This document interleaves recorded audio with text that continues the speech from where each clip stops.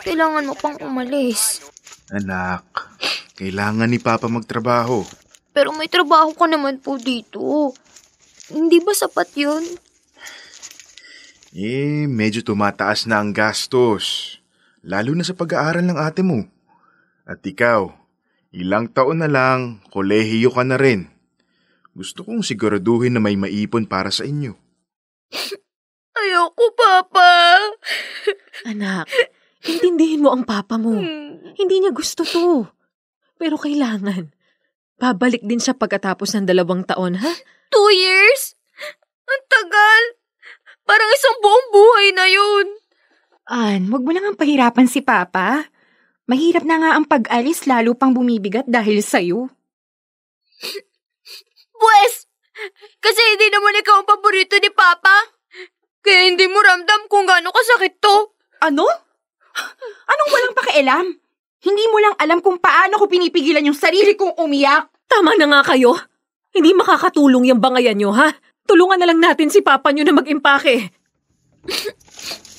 Papa, promise mo, padadala mo ako na maraming tsokolate, ha? Para hindi ko gaano mamiss ang yakap mo. Oo naman, anak. Hindi ko kakalimutan yon. At mahal, nakausap ko na pala yung tutulong sa inyo na maglipat. Maglipat? Lilipat po tayo ng bahay?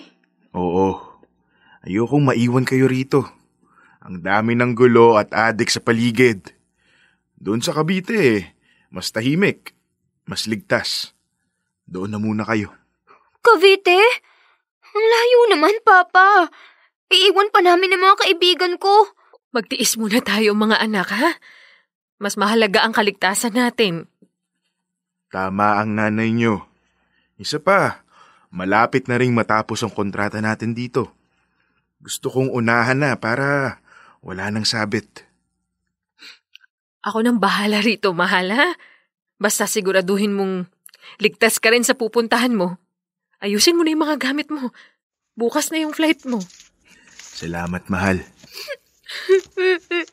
Papa! Huwag mo po ako iiwan!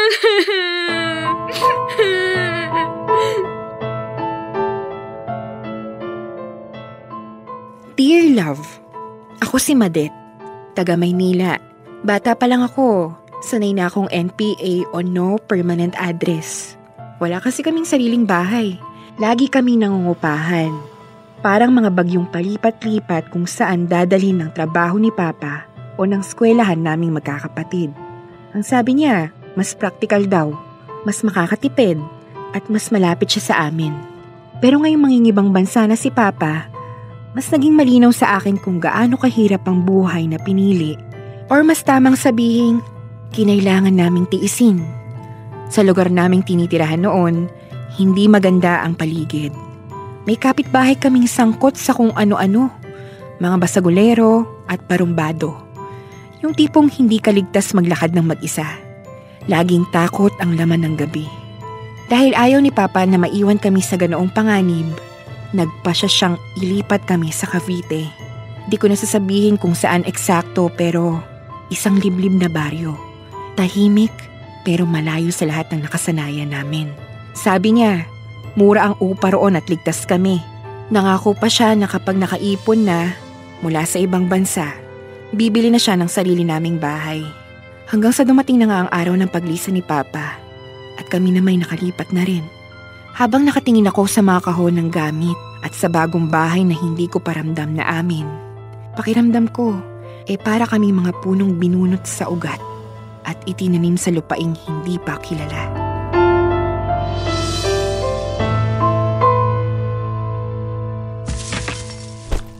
Okay na ba ang lahat, Madet? Wala na ba kayo nakalimutan kunin sa truck? Ay, para mabayaran ko na yung mga nagbuhat. Sandali lang ho, Ma. Lalabas po ako ulit para i-double check. Mukhang wala naman na. Inay! Ay, kalabaw! Bagong lipat pa kayo? Opo.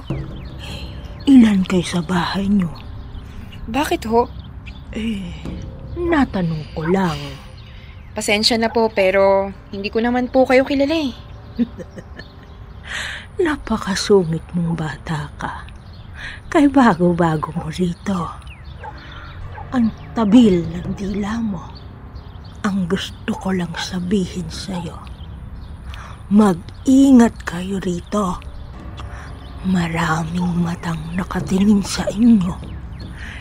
Lalo na't buntis ang mama mo. Makalis na nga. Ano yun? Sino ba yun? Saka anong buntis si Mama? Ang dami yatang sabog dito. Ano ba tong lugar na to? Ay, sino ba yun, anak, ha? Ay, ewan ko nga, Ma. Bigla na lang sumulpot. Uli ka na, pumasok ka. Ma, parang ang weird ng mga tao dito. Bakit mo naman nasabi, anak? Kanina habang nagbubuhat ako, halos mahubaran na ako sa titig ng mga tao. Hindi normal, Ma. Iba yung tingin nila. Mapabata, matanda, babae, lalaki. Daig pa yata makatitig yung mga barangbadong lasenggo dun sa dati nating tinitirahan.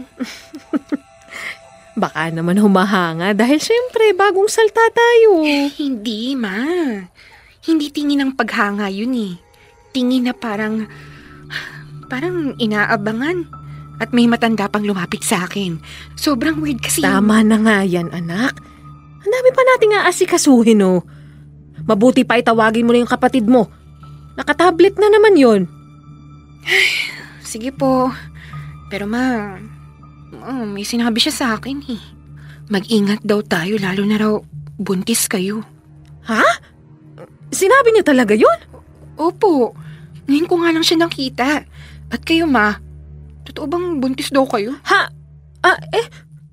Basta sinabi ko na sa'yo. Wag mo nang pinagpapapansin yun. Tara na, kilos na tayo.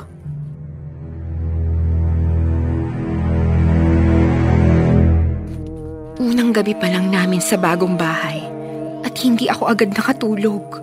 May kakaiba sa istruktura ng lumang bahay na to. Isang malaking bintana na halos kasya ang ulo ng tao at may banig na panandali ang itinapal doon. Tahimik naman ang paligid sa labas. Pero sa loob ng dibdib ko, maingay. Pumipintig ang takot sa tuwing sinusulyapan ko ang bawat kisame at sulok. Hindi rin mawala sa isip ko ang mga matatalim na titig sa akin ng mga kapitbahay kanina. Para kaming may malaking atraso sa kanila. Lalo pang lumala ang kutob ko nang malaman naming buntis nga si Mama. Tama nga ang sinabi ng matanda. Pero paano niya nalaman? Paano niya nasabi yun?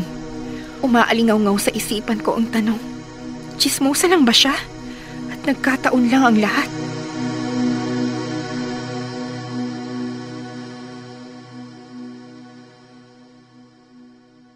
Madet, bakit parang masama ang loob mo? Galit ka ba dahil buntis ulit ako? Ma, bakit kasi kung kailan wala si Papa? Gusto kasi ng Papa mo. Gusto ng Papa mo na humabol pa ng isa. Alam mo naman, alanganin na ako magbuntis pagbalik niya. Hindi po yun ang punto ko, Ma. Ang hirap-hirap na nga ng buhay. Huwag ka namang ganyan, anak. Buhay na itong kapatid mo. Wala siyang kasalanan. Alam ko naman, Ma. Pero hirap na po tayo. Hindi nga tayo makabili ng sariling bahay.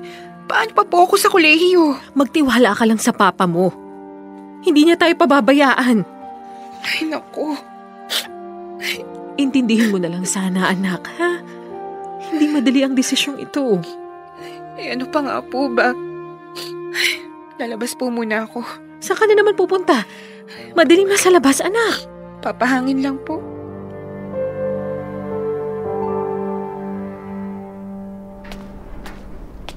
Nakakainis.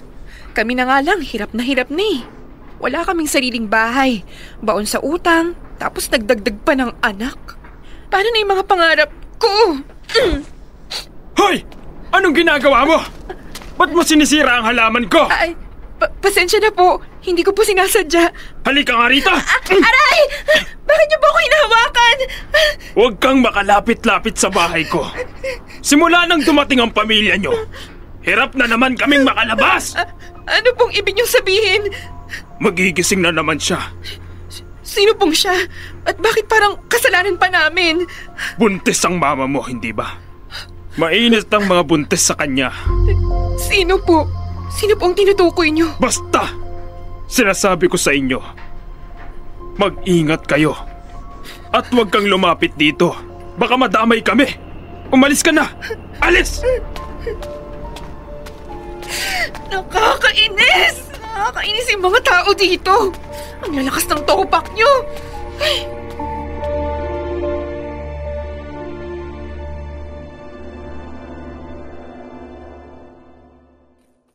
Ate, kain na raw sabi ni Mama. Eto na.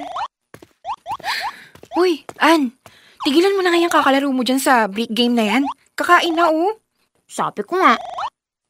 Oh, Madet, anak. Niluto ko ang paborito mo. Tikman mo na habang mainit pa. Salamat, Ma. Anak, masama pa rin ba ang loob mo? Hindi na po. Nag-aalala lang. Pagtiwala ka sa papa mo, anak. Alam niya yung ginagawa niya, ha? Opo, Ma. Pasensya na po sa mga nasabi ko kanina. Basta ako, excited akong magkaroon ng bunsong kapatid. Na-excite ka pa? Eh, magiging middle child ka nga. Hindi ka na magiging baby ni Mama at Papa. Ano naman, at least, hindi na lang ako laging uutusan dito sa bahay. Ay nako, wala pa nga ang kapatid niyo, may plano na kayo. Ganun talaga, Ma. Ako magpapangalan, ah. Psst. Sino yon? Ate, parang may nakasilip po sa bintana. Hoy! Hoy! Ikaw! Anak, wag mo nang habulin! Sino ba yon? Alam mo, Ma, parang pinagtitripan na tayo ng mga tao dito eh. Madet, hayaan mo na lang sila. Huwag ka nga nagmamaldit, ha? Iwasan mo na rin makihalubilo sa iba, ha? Eh baka po pwede nating i-report sa otoridad. Hindi naman tama na basa-basa na lang nila tayong sinisilipan. Kung tutuusin, trespassing sila. Madet, anak, mahirap mapagdiskitahan dito. Bago lang tayo. At huwag mong kalimutan yung bilin ng papa mo, ha? Hanggat maaari, dito lang tayo sa loob ng bahay.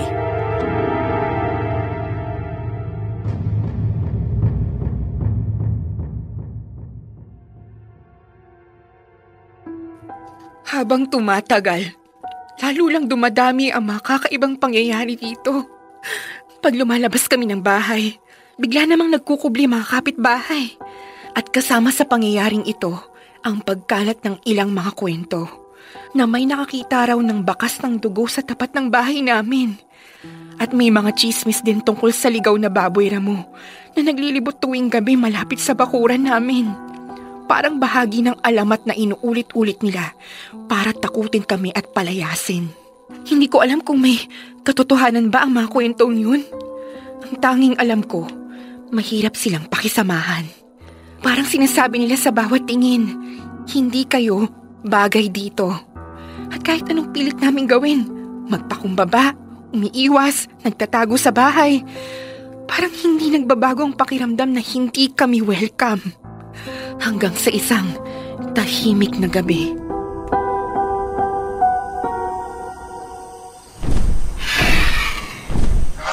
Ano yun? Ang ingay, Ma! Bakit po kayo nakatayo dyan sa sulok? Shh! Huwag kang maingay, anak. Ha? Bakit po kayo may hawak na asin? Tabihan mo lang ang kapatid mo. Bilis! Ano po yung nangyayari? Ano po yan, Ma? Wakwak! Wakwak! Huwag kang lalabas, anak! Ano po gagawin natin, Ma? May bawang dyan sa ilalim ng kama.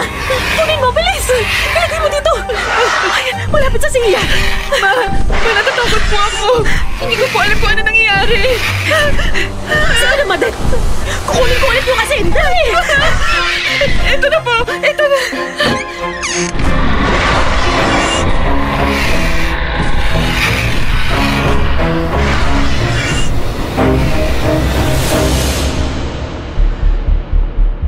Hindi ko makalimutan ang nakita ko noong gabing yun. Hindi maipaliwanag ang itsura. Parang tao na kalahating paniki. Malaki ang pakpak, nanilisik ang mga mata, at punong-puno ng dugo ang bibig. Pagkatapos sabuyan ni Mama ng asin ang nilalang, Unti-unti itong nagbago ng anyo. Mula sa gataong ibon, naging kasing laki na lang siya ng kalapate. Habang ito ay lumilipad papalayo, doon ko naunawaan ng lubos ang mga sinasabi at ikinikilos ng mga kapitbahay namin. Isang nilalang na kung tawaging wakwak ang nagkukubli sa lugar na yun. At ang pagpubuntis ni Mama ang naging dahilan upang gisingin namin ang nilalang na yun, na matagal na ring halos hindi nagpaparamdam. Kahit hindi ko man maintindihan ang buong pangyayari, nagpasya kaming lumipat ulit ng bahay. Tutol man ang tatay ko, nagmatigas na kami sa desisyong umalis. Para na rin sa kaligtasan naming lahat.